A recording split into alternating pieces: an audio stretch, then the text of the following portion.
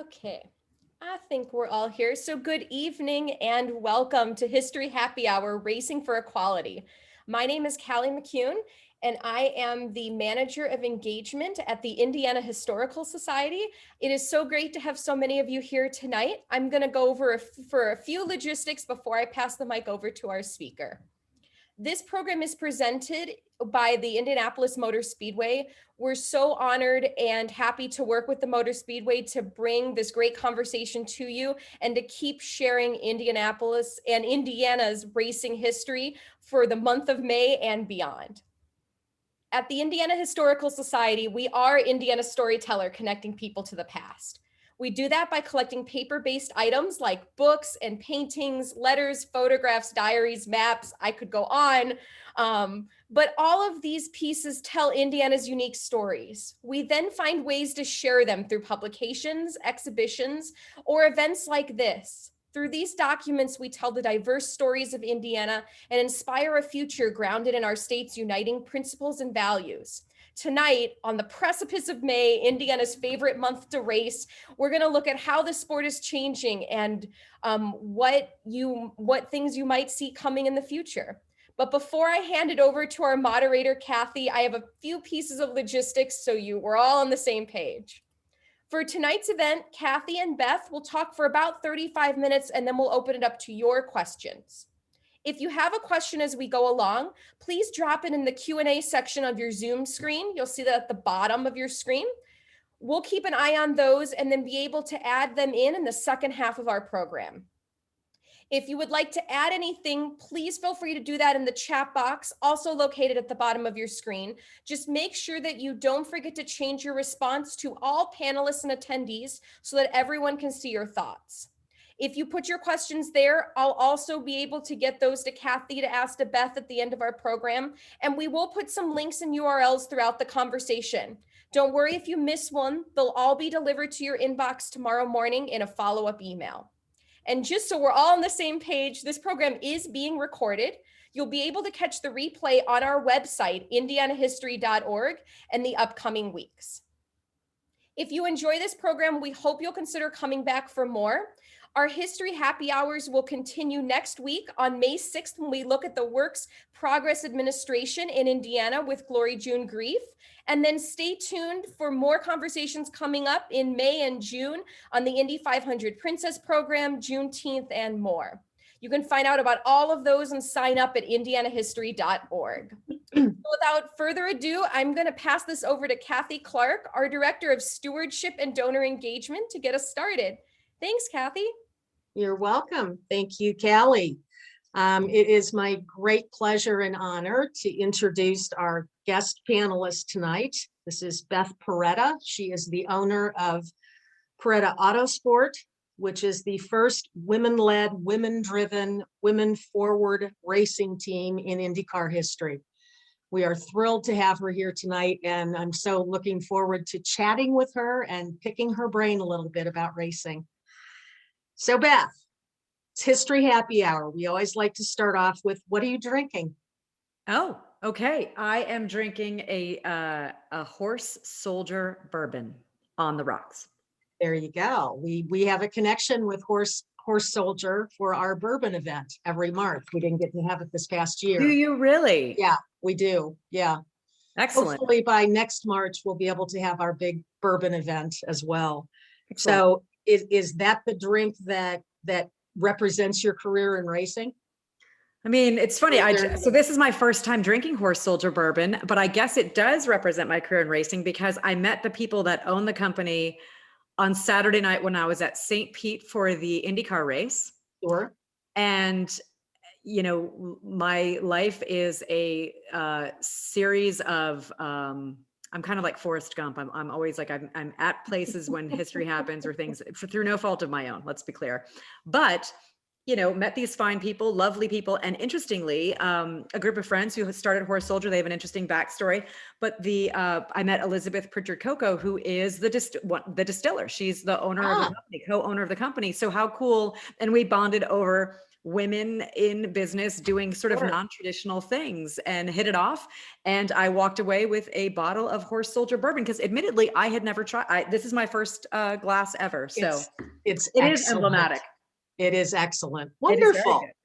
So how did you get interested in racing? I started watching racing. So I'm interested equally in cars and racing. And I started reading car magazines and watching racing when I was like 5 or younger, but I like to say 5 because it seems tangible. But I don't come from a racing family. I don't come from a car family. I found it not completely on my own, but I know flipping through the channels, I found racing to be soothing as a kid. Sort of that cadence and rhythm of watching it. And so whenever, if I was flipping through channels and I found it, I landed on it, I stayed, and I just was drawn to it. And then like anything, you kind of are a sponge at that age, and then just, then I sought it out.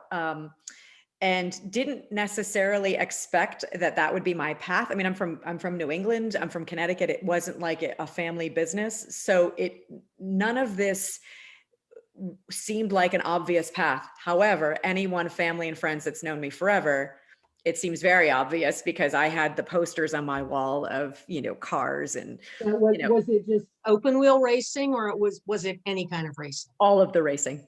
All of it. I mean, open wheel for sure. I mean, I've always watched Formula One. I've always watched IndyCar, but in fairness, at that age, I was also watching NASCAR for sure. Because I think too, at that age too, it's just the colors and the sound and there's just so much sort of stimulus, which probably on a very basic level, I know that I was gonna say on a basic level, that's still what's exciting about it. But I do know absolutely in a very primal way, I still find it soothing. It's but it's also because it's become my life. And so anyone who's ever worked in racing will usually agree that even if you step away from it, you kind of are drawn back to it. It's once it's in your blood, you can't, just surrender. Agreed. Yeah. Just give in. Yeah. Just give in and go with it. Right. Yep. So tell all of our participants just kind of a history of how you got from being a 5-year-old reading race magazines, car magazines, to doing what you're doing today. So kind of a walk through the short way to kind of hopscotch, because there's a lot of years. I don't want to give away my age, but there's a lot of years between 5 and now. But I realized so in fairness, I should have been an engineer and gone that route, but that was not what that was not my plan, or that wasn't really what my parents were able to recognize. That passion and interest that I had, they weren't necessarily able to take that and connect it to, oh, we should encourage Beth to become an engineer or pursue this in any sort of formal way, partly because that wasn't their experience and it wasn't what young girls did. So although my parents were exceedingly supportive and lovely people, it just excuse me, it just wasn't there. They didn't have the wherewithal to support that in that way. So I was nothing but a fan. Excuse me, seltzer. I was nothing but a fan for all those years. And then I really went the path of business. And so after graduate school, more seltzer,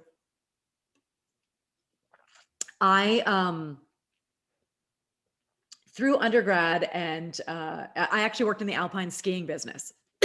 So another sort of passionate place to find yourself. I grew up skiing, but didn't come from a skiing family. When I was in college, I worked part-time at ski shops and kind of thought but weirdly, it was a way for me to learn about business, because I also wasn't pursuing that path either. Again, all these things, and not to sound like I'm a completely different generation, but it wasn't what we kids tend to gravitate towards, careers that are highly visible, or that their parents or their caregivers present to them.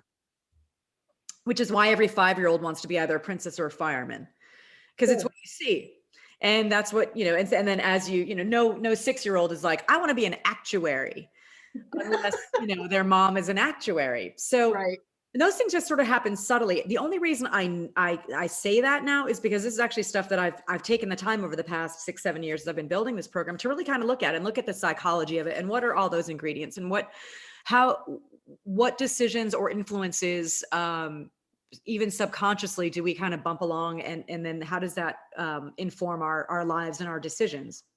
So, which is what then prompted me to build the team that I have, with the purpose that it has. There's more to this than just a race team.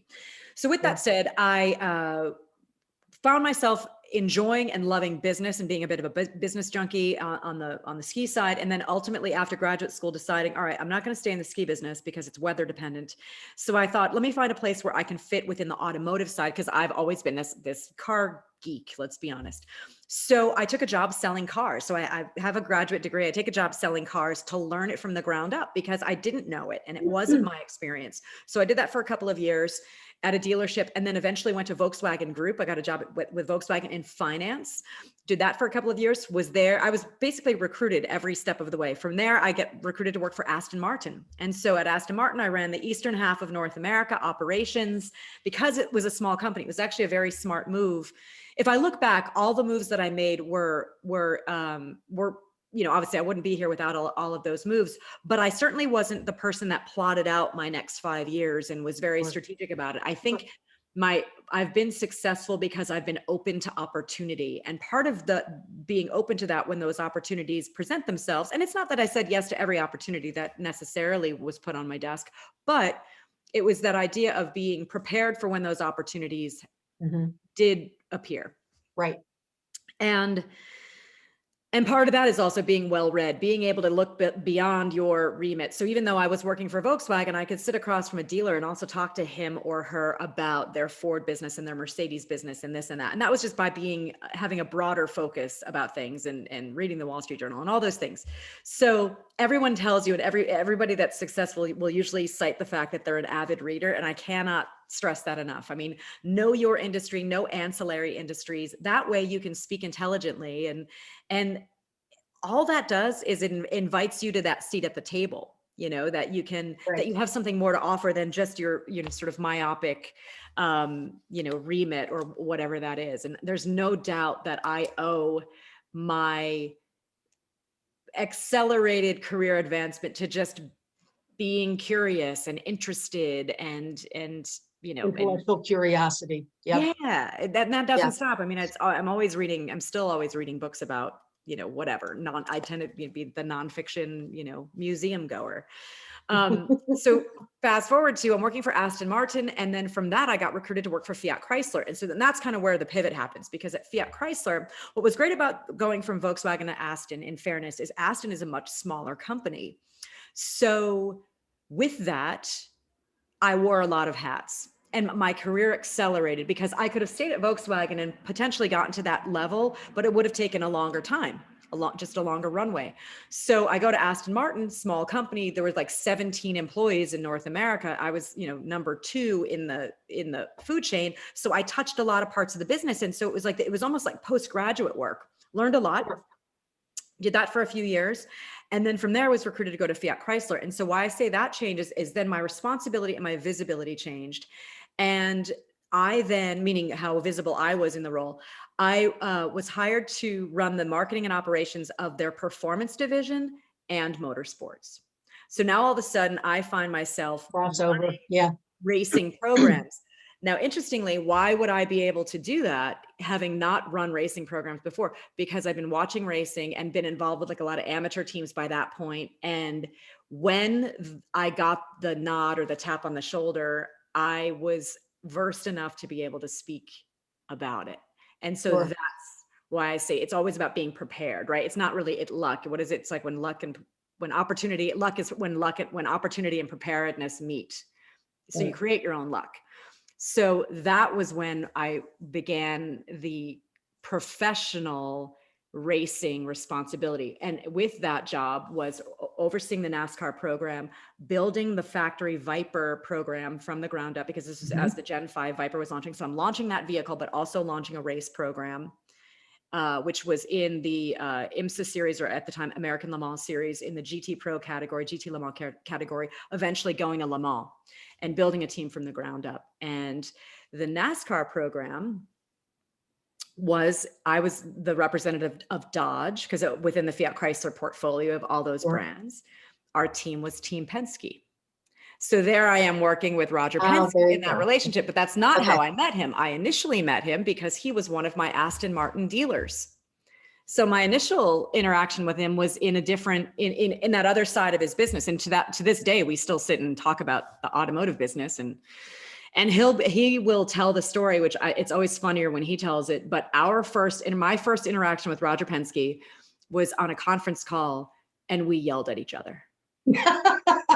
Not many people can do that and get away with it. Which I learned, right? And we were arguing about a point, and he kind of went at me, and I went back and kind of held firm. And admittedly, when that call, I was in Virginia, and it was a speakerphone. So it was like this disembodied voice of Roger Penske. And I will say that my two business heroes when I was in grad school were Roger Penske and Sergio Marchionne. And so the fact that I eventually worked with both of them is ridiculous in and of itself, and not lost on me. But we were arguing this point, and then the call ended, and it was cordial when it ended. But we hung up the phone, and I remember looking at it was his one of his executives. I was in that guy's office. And it was meant to be a meeting with me and this gentleman. And at the last minute, he said, Roger's going to call into our meeting. And I was like, oh, and then this thing happens where we butt heads, and we hang up the phone. And I look at this gentleman from Penske. His name is Bob Farrell. And I looked at him and I said, I just raised my voice to Roger Penske. Like, I was like, I had no filter, because like, it's like, it's like kind of like I exhale. And I said that like with no filter to him. And he looked at me and he goes, he'll respect you for it. He goes, 'cause you were right. Like, 'cause I was arguing out like a business point. And fast forward to like a month or two later, I was at the Detroit Auto Show. And I got an email like maybe a few days before from Roger's admin asking me if I would be at the auto show, because Roger wanted to meet me in person. I thought, oh, here we go.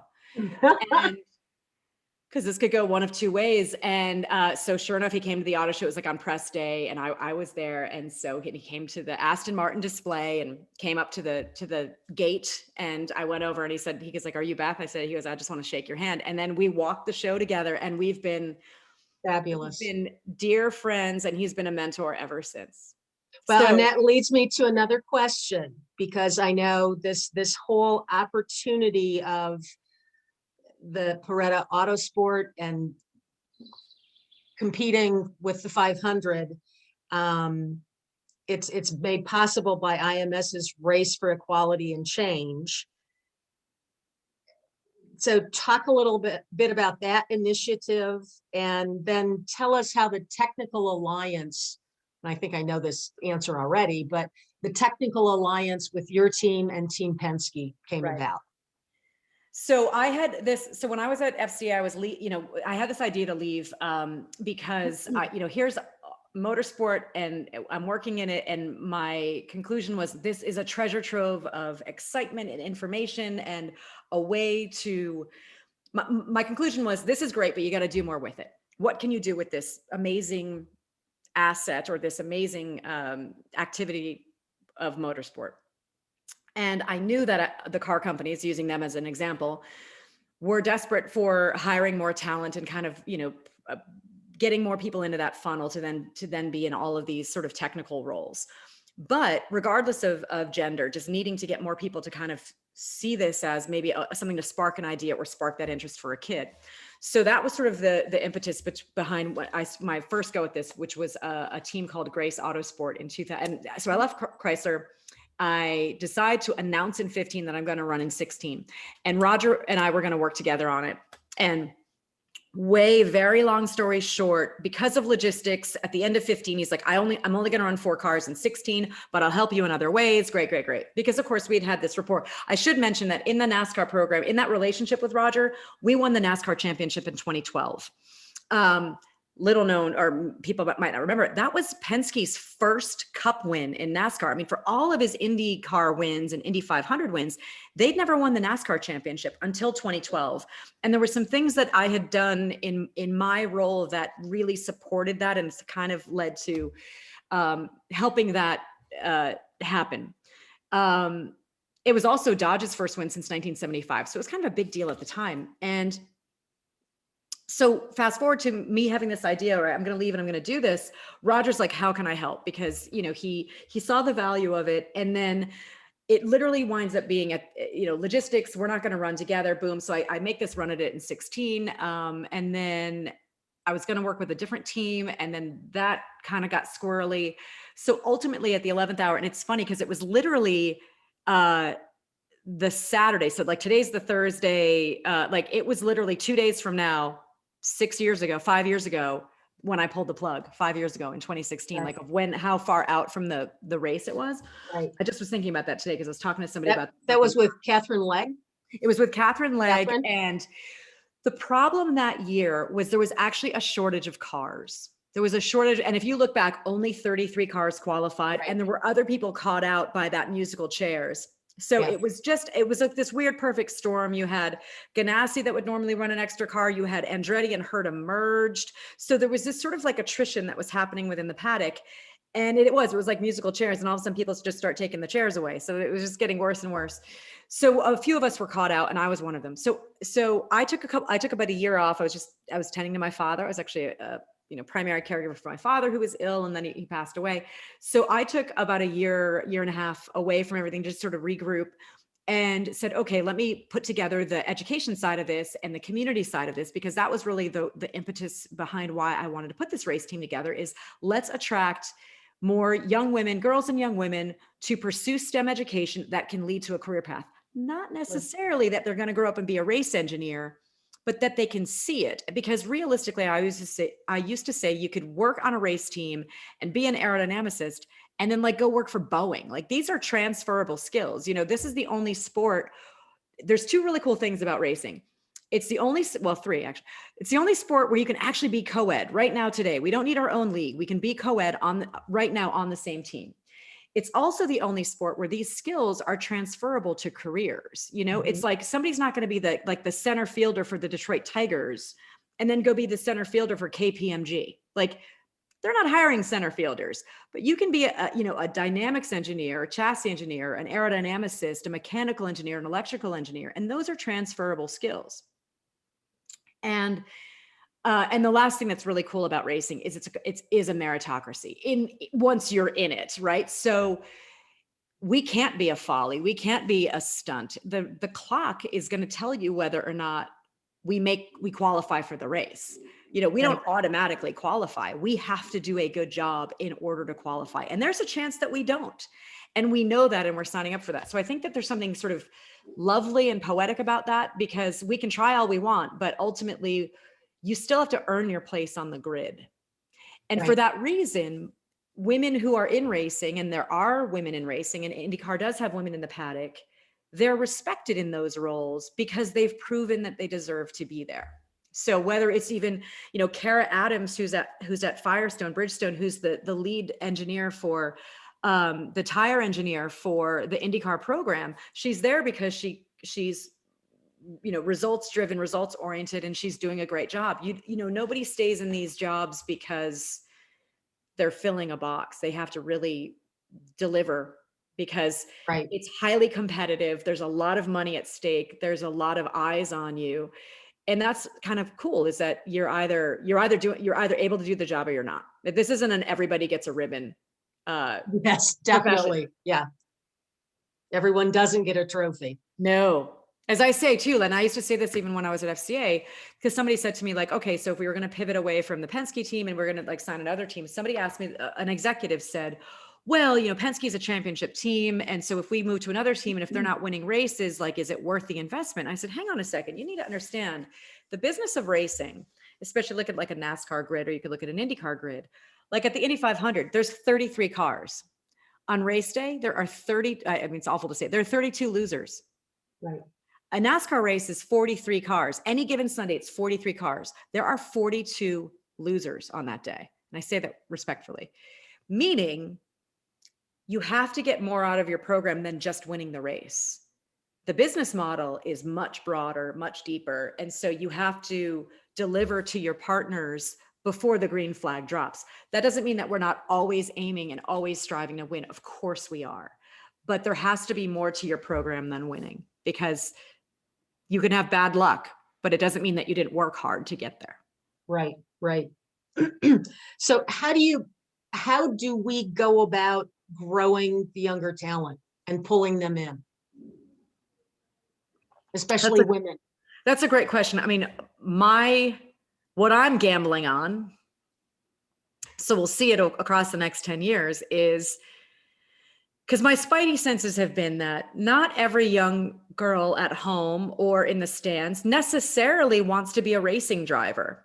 Right. I think racing has been remiss for the past several decades to really just focus on the driver and exalt them. And they are doing these amazing things, but no other sport really focuses on just one role. Like, we all know who the pitcher is on the team, but we also know the first baseman and the left fielder for a football team. Right. Yes, we know the quarterback, but we also know a tight end. We also know a linebacker, and we know them by name.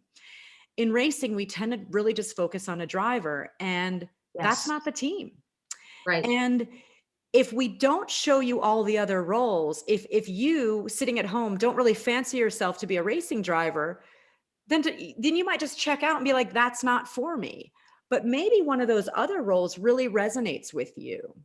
And that's part of what, and again, my lifting the veil on all the roles on our team, it's the same as the Andretti team and the other Penske cars. I mean, and I think that there's something good about shining the light on, there's 25, 30 people that, are getting that car on the grid and running that car, and they all have a story to tell. So I think if we kind of lift the veil on a lot of that, I'm hoping that in time, it's the whole idea, if you see it, you can be it. So on race day, and I'm hesitant to say the actual number because, part of it is element of surprise, but part of it is because I want to make sure that I'm such a mother hen. I'm protecting my women. You're going to be surprised at how many women are on our team as a percentage, because there are men on the team. Right. It is co-ed. And I'm very proud of the fact that it's co-ed, because it's also showing that men and women are working together. Right. But I actually just had a question come in. Can you talk about your pit crew? Yeah. Are there women on the pit crew? There are women on the pit crew. So we found them very quietly, because I'll be honest with you, you don't want to just do a blank job posting, because we would have been inundated and it would have been a mess. So we actively, the Penske team is down in North Carolina. So we actively actually sought out the NASCAR Technical Institute, because you want to have people that are athletic and physical, but also are technically minded, because as they're going over the wall, they might need to do some minor adjustments to the car. And so there's, a few qualities that you'd like in somebody that you're training to do this. But what's fantastic, so we started with 9 women, and we've narrowed it down to 6, all of whom I've hired. And bless their hearts, they started from scratch. Some of these women have never been to a racetrack. They were not racing fans necessarily, because some of them were in the NASCAR Technical Institute. Some of them were like word of mouth that were like college athletes. Because there's a certain amount of physicality you need to have, jump over the wall, grab a wheel, put on a new wheel. The wheel itself, like the wheel and tire, it's 31 pounds. So you're ripping it off, grabbing a new one. It's a weird, it's unlike any other, you can think, you're a CrossFitter, you're this, you're that. Great. This is a whole other, workout. And part of it is speed. The other part is accuracy. The other part is consistency, right? So it's working towards all of those things. So we started with this group of women 9 weeks ago. Their first pits. We get these ladies. They're being trained at Penske. So here's where the technical partnership comes from. So a year ago, Roger announces a race buys a speedway in like June, July, announces race for equality and change. I pick up the phone. I said, hey, tell me more about this, because I'd like to make another run at putting my team together. But I actually was thinking like maybe I would start Indy Lights or start sports car. And then eventually, and he's like, I would just love for you to be an IndyCar. And I said, okay, let's talk, let's put this together. And in fairness, over the years, like whenever we bump into each other, which we do at racetracks, he's like, when are we going to work together? What's going on? What are you doing? So, and I've just, earned that ability like we all do, we all have a network, right? And I always say, everybody always says that, it's all who you know. That's true, but you'd be surprised who you know. You know the people in your dentist's office, the people, friends of friends. So if you have intention, say it out loud. That whole idea of the secret, that's all it is. Just say it out loud. And then it becomes, things gain momentum and people know what your intention is. You want to open a hair salon, start saying that you want to open a hair salon, and somebody's like, oh, that's how things happen. Say things out loud. And I don't mean to simplify it, but I mean to demystify it too, right? It's a balance. Right. Well, I know one of the quotes that I saw about you was that you were a secret person who will change the car world. And that just ties into exactly what you're talking about, that you never know who you know. Correct. Right? And you build that relationship, and, all we are is our relationships. So cultivate them, and be nice so that somebody does help you. And when somebody asks you for a favor, if you can do it, because, it all is going to come out in the wash, and, lift somebody else up, when you can. Cause I mean, listen, I absolutely have been in a lot of meetings where I'm the only woman at the table. And, and you've probably seen quotes. I've said this, but, in the beginning I was like, that's kind of cool. Look at me. And then it was like, oh God, no, this is not good. I shouldn't be the only one at the table. And so, and there was a time where it was like, we felt like we were fighting each other for the few chairs there were. Right. So like that climbing up the ladder and like stepping on the fingers of the person below you was sort of the mentality, because it was like this Darwin thing at play. And that's not the answer. It's, and I say I'm not trying to take your seat, Mr. Guy. I'm trying to make a longer table, and I do believe that we all have a responsibility to pull each other up, because then we're on the shoulders of everybody else. And I'm on the shoulders of everybody that, did the slog before us, the Janet Guthries, the Lynn St. James, the Sarah Fishers, the Maud Yagels. I just found out about Maud Yagel. Maud Yagel. I'm looking. She owned the car in 1929 when Ray Keech won. I never knew she had to go by M.A. Yagel, so people didn't know it was a woman. People didn't know she was a woman. I wouldn't be here if not for the Maud Yagels. And so I also recommend everybody humbly respect everybody that fought before you. So the Penske thing. So we have these ladies trying out in the morning, right? And working in the morning. So here's the cool thing is that in order for us to train them, we couldn't let it interrupt the normal business of the Penske training, right? So these women have been coming in at 4:30 in the morning, training for like 2 hours, and then going to their own day jobs and their own lives. So it shows you their dedication and what this has taken for, all of us in different guises and, whatever that is. Some of the women went through the NASCAR pit school and got all the way through it. Even one of our women like 5-6 years ago, and then got through it flying colors. Nobody hired her. Yeah. Nobody let her in the door. And here's the thing too, and I'm a stickler for saying this too, is I think women hold ourselves back. We want to be overqualified for a job before we'll take it. Shame on us. But one of the things that I'm definitely seeing now more happening in racing, and I'm hoping it's going to happen more in other industries too, and I think it is, we always talk about the old boys network. Well, let's have this old girls network. Let's look out for each other. And we aren't having to fight for that one seat like we used to, where it was elbows out. That's gone. And the reality is you want to hire the best person for the job. But one of the things I say to anyone is sometimes you take a chance on somebody that is non-traditional. And there were people that took that chance on me. Sure. And so because I was the beneficiary of that, like Ralph Gilles at FCA, or the gentleman that hired me at Volkswagen out of a dealership, we'll take a chance on you. I had an MBA. I wasn't that risky, but sure.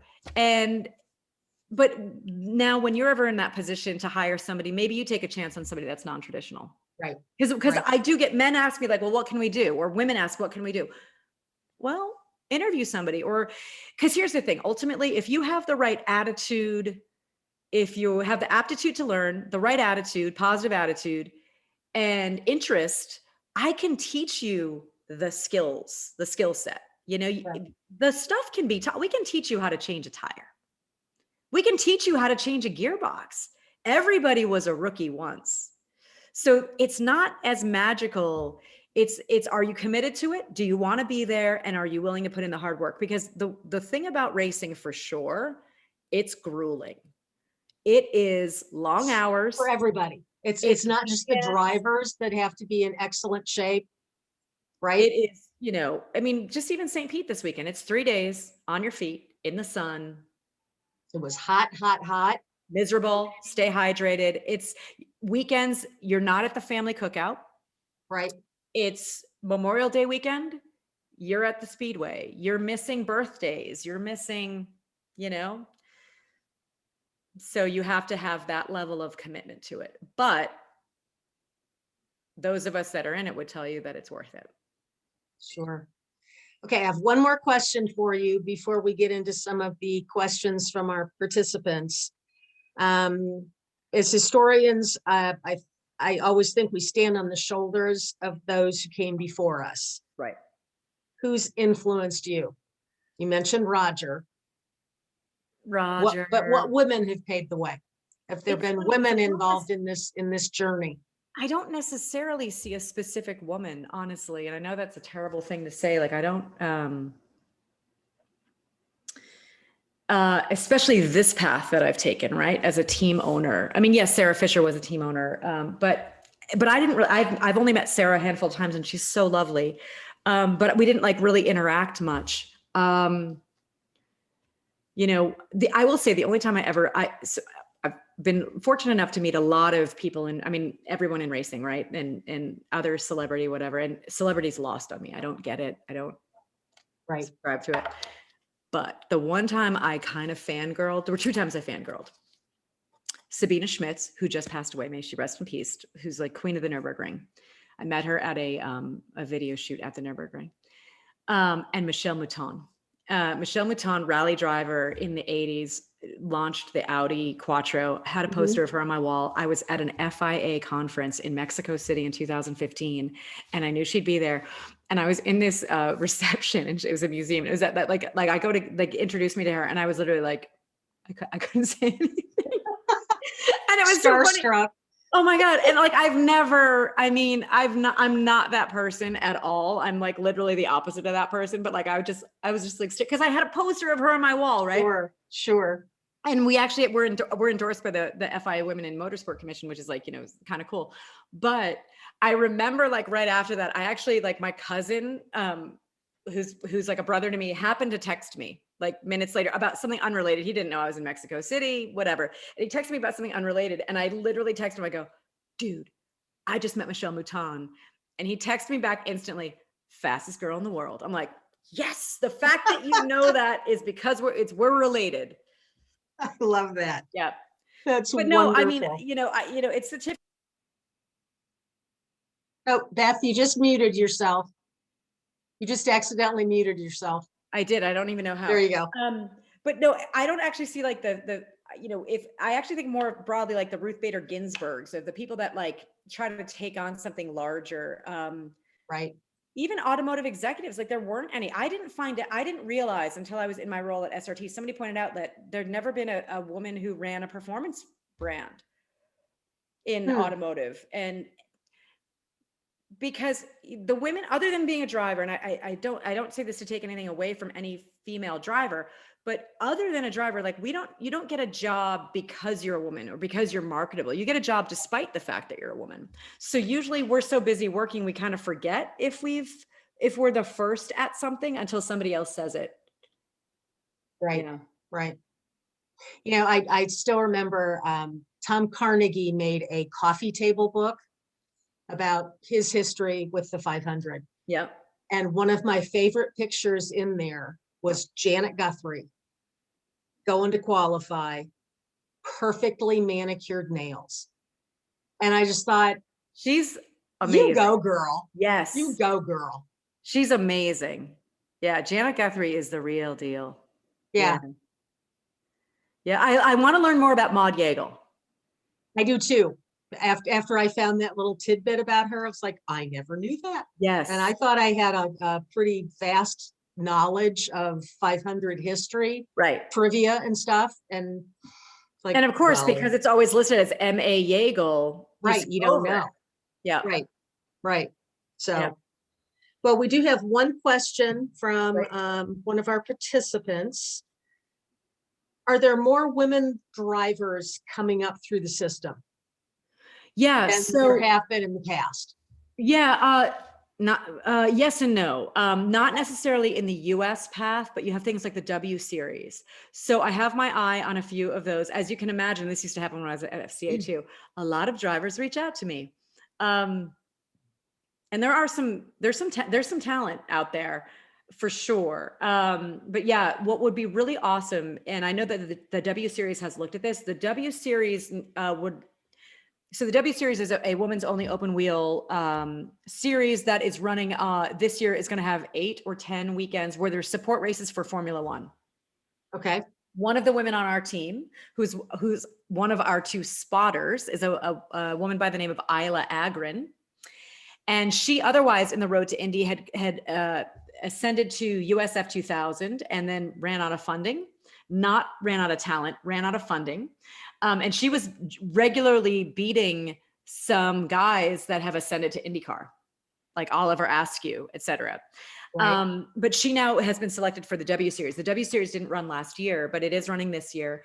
But I know that so the W series in theory was meant to be like a funnel that would eventually go to Formula One. But realistically, the management of the W series, it was started by David Coulthard and a woman called Catherine Von Muir. They are looking at maybe have a formal link up with IndyCar, which would be great because realistically we need to, we have this funnel, but we need several places for these women to go, whether it's sports car, IndyCar, Formula One, because realistically Formula One, what is that, 22 seats? And how many are open each year? 3, 2, how many are, so that's not a realistic goal. So anyway, there are some women, but we need more. And I think hopefully, again, look at this as like a 10-year arc. Okay. Okay. Another question that just came in. And your driver is Simona De Silvestro. Silvestra or Silvestro? Silvestro. Silvestro. Okay. He's Swiss. Lives in Zurich. I know she's Swiss and she has some IndyCar experience, 500 experience. What was the process coming up with her as your driver? Did you talk to other drivers? Do people send you resumes when you're looking? How does that all work? How do you go shopping for a driver? How do you shop for a driver? That's a great question. It's a small world. We all know each other, especially because, because I was in that role at FCA where I hired drivers. When you're in the role of hiring drivers find you and their managers find you. But with that said, I did not know Simona De Silvestro at all. But it could be argued that she's the best female driver in the world. And when I was talking to Roger and we decided to put this together, he just started asking me in general, we were talking about some other drivers in general in the global landscape of drivers. Then he said, if we work together and you put a program together, who would you want? And I said, dream, Simona De Silvestro. And he said, she's really good. I said, yes, she is. He said, we used to race against her in V8 supercars. He goes, I remember a rainy day at wherever. He's like, and we're in the garages and we're watching the race and it's raining and the race is going on. And I was wondering, who's that in front? This is Roger telling me. And he's like, who's that in front? He goes, and it was Simona. He's like, and we couldn't catch her. And he was talking about Scott McLaughlin not being able to catch Simona. So immediately Roger had a comfort level. And Roger said to me, do you know her? Can you call her? And I said, yes. So we hung up the phone and I thought to myself, I don't know her. How am I going to call her? Because I don't have her number. And I also thought, how can I get her number without tipping off why I need her number, because this was very, this is middle of last year. And, a lot of these deals are sort of done in a clandestine way, and you don't want to tip your hand. And yeah, I didn't know what her full-time schedule was because she is a Porsche factory driver. So I didn't even know if she'd be available, and I don't know her. So I called somebody and I said, hey, so can you get me Simona De Silvestro's number? And I don't know, I made an excuse of why I needed it. And I lied. I lied about why I needed it. Let's be clear. And he gave it to me. And I texted her and I said, hi, you don't know me, but I'd like to talk to you. I'm putting together an IndyCar program. And I probably could tell you this now. Roger wanted us to do the first 6 races of the season. So when I first talked to her, I was like, hey, so maybe 6 races. It then changed because, again, logistics always gets in the way for her and for us. So it changed. But that was the initial text. I said, we don't know each other, but like, would you talk? And it was literally like 6 o'clock at night here. So it's like midnight in Europe. So I knew she'd get it. Like, she was fast asleep. I knew she'd get it in the morning. So sure enough, I wake up and she's like, I know who you are. You're like, yeah, let's talk. And so, which is still weird to me that people like would know my name. Come on. It's like when I met Juan Pablo Montoya, I'm like, hi, I'm Beth. He's like, I know who you are. I'm like, you're Juan Pablo Montoya. Like, you shouldn't know who I am. But yeah, we talked, and I said, hey, so here's what I'm thinking. And she's like, yeah, okay. Yeah. And I said, we'll have a technical partnership with Penske. So literally, like, I was like, what are you doing 2 hours from now? Would you be okay to hop on a call with Roger? And she's like, yes. So then 2 hours later, we're on a Zoom call with Roger, and done. Yeah. Fabulous. And I called Chevrolet, and who I, have a long-standing relationship with. And I said, hey, so this is what I'm thinking. And they're like, she's highly regarded at Chevrolet, highly regarded at Penske, highly regarded in the paddock. And that's helpful, and it also internally at Penske, now that we've been working together, because there's some men and engineers that have been assigned to working with us with that technical alliance. And I'll be honest, I wasn't sure this was sort of foisted on them. So I'm like, oh, how are they going to receive this? Are they going to think that this, but they, not only do they obviously have respect for her, they have the respect for the hard work that these women are doing on the crew and all of that. And some of these men are fathers of daughters, so they're getting that added layer. It's been beyond my wildest dreams. Everything is going, where we are now is where I hoped we'd be next year. Great. Yeah. Great. Well, I have one, it's getting close to closing time, but I have one other question from one of our viewers. It says, what are your thoughts on women-only racing league? Do they help women drivers or cause problems because women are not driving against men? So it was interesting because the W Series, when that started, which is an example of that, Catherine Bonnier, who's a CEO of that, actually called me. This was a couple of years ago. It was before they launched. And she kind of wanted to pick my brain a bit about how to position it, because they have in fairness, they've thought of all of that. And their idea was, apparently when you look at the funnel of like karting all the way to pro, women kind of are falling out here. And it's one of the things that we see like in STEM careers. Women will go to university or go to college for STEM degrees, and then within 10 years, they're out of the field for a host of reasons: childcare, pay, not feeling welcome. There's a myriad of reasons. So in theory, the W Series was trying to address that, where this funnel, this section of the funnel, which has the highest exit rate. Why is that? Let's solve for that. In fairness, I don't know that they articulated that well enough in their launch. So instead we just see like this lady series, and we're like, what the hell is that about?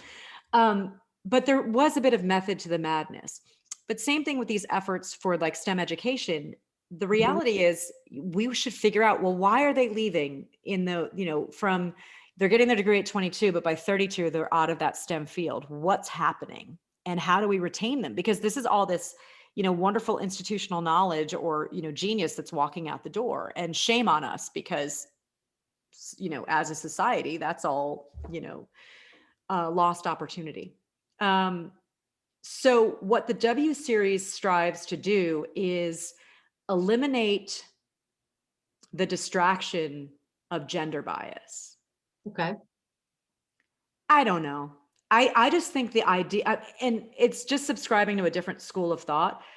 I certainly think at the end of the day, having more women on the grid in any permutation is better than not, right? It's Right. if that's a grid of 20 women, that's 20 women that weren't racing last year. Great. Exactly. I'd love more co-ed.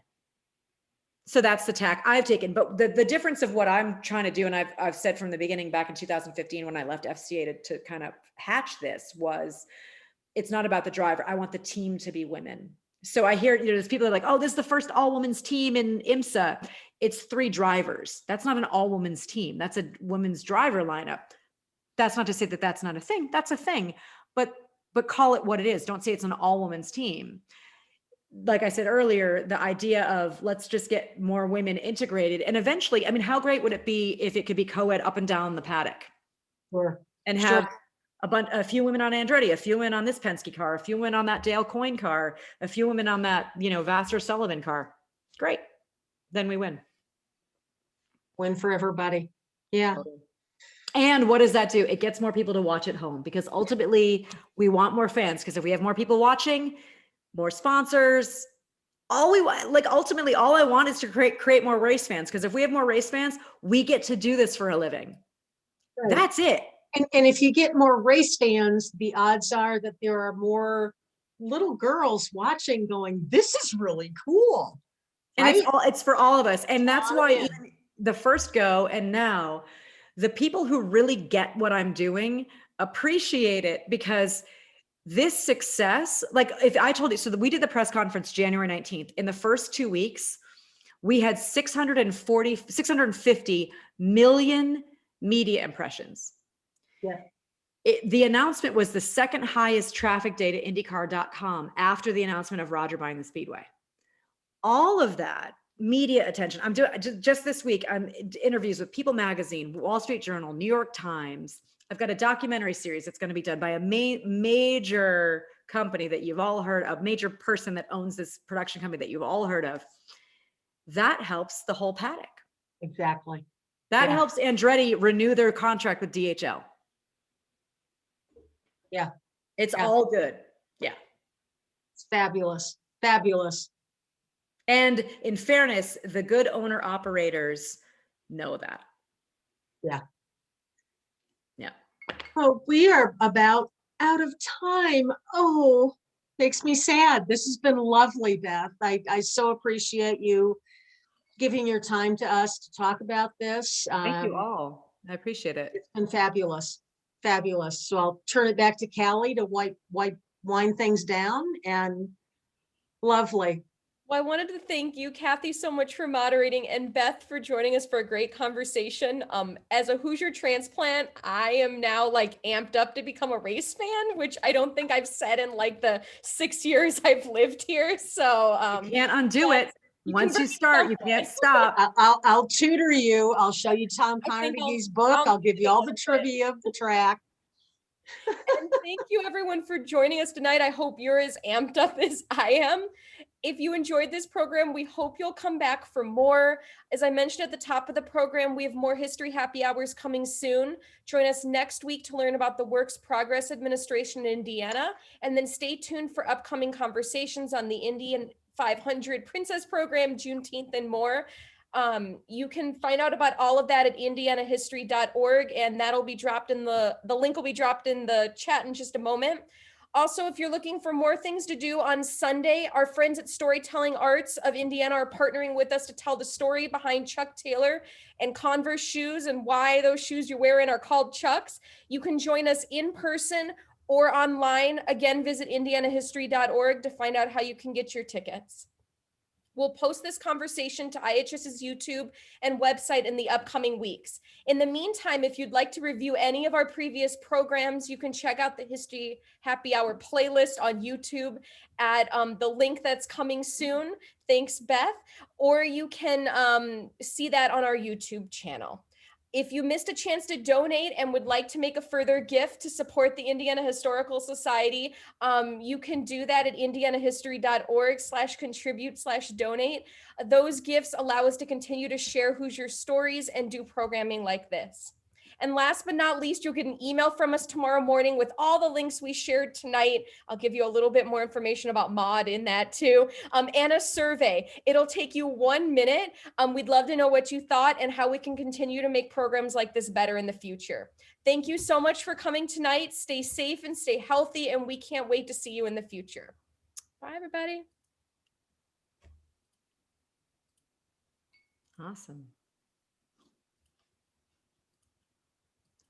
So you guys realize there's a chance we don't make the race. We got to qualify. It doesn't matter, Beth. What We've you were already doing. won. We've already won, Kathy. Yes. You've already won.